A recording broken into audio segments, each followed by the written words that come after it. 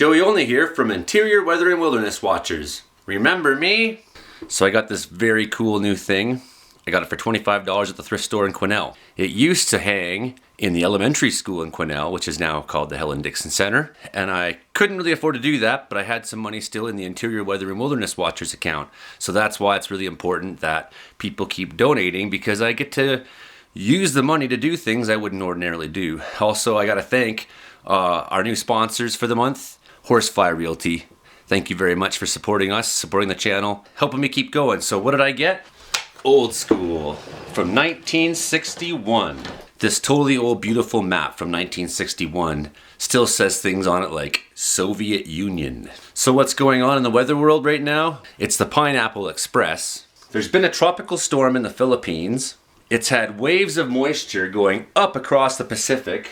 Off the coast of California, this blob of high pressure lives there pretty much all the time in the wintertime. And it spins counterclockwise, and it's feeding all this Pineapple Express up into the coast of British Columbia. The avalanche dangers right now are extreme, so stay off the country. Just don't do it right now. It's a really bad idea. This wind, this warm weather, the rain, the snow, all this has created conditions where slabs are ready to let go. Speaking of letting go, check out this video. First the owl and then you, huh? Yeah. Let's go have a look at this damage. See how upset you made everyone? There's two. That's two of our new chickens. These guys are pretty upset over there. This comes from the husband of our friend folk singer to this town Wells, Rochelle Van Zanten. She lives in Burns Lake, which is quite some ways away, but also in the north here, or the central part of BC, I should say. Chris Paulson, who snagged this chicken killing lynx that was in his property, went in there and just grabbed it by the back of the neck, and it's growling and struggling, helpless like a cat. Not many people would think to do this. I'm sort of this Dutch farm kid who just always had this attitude, was taught like, you are doing what I want, animal. And I've always had this way of animals myself. Like this time I caught a hummingbird. Okay, so I got this hummingbird in my hand. And we're gonna take you out to the door, sweetie. Let's not get spooked by Punky. There you go.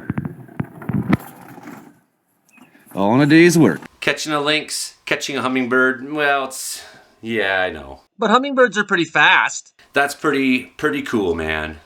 The bobcat likes that. So we know this warmer weather and lots of this precipitation of all kinds is here to stay, and Thursday is really going to be the day. Wednesday night's going to start to turn treacherous overnight. It'll be dumping by Thursday everywhere, and this will be just the start. There's going to be a real period, and I expect this kind of thing at this time of year, but this is definitely a good one. We may make up for some of the lack of snow we have in places and lack of moisture. I've been worried that we'll see a fire season, not a flood season.